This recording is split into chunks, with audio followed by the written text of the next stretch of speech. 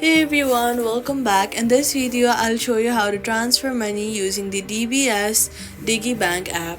First, open the app and log in into your account. Once you've logged in, on the main screen, go to the Pay and Transfer section and then select the account you want to send money from and choose the recipient. You can also transfer to saved Payees or add a new one by entering account details. Next, enter the amount you want to send and review all the details carefully.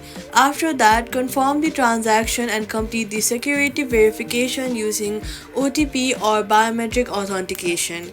Once confirmed, the money will be transferred and you'll see a confirmation message. Processing time may vary up depending on the transfer type.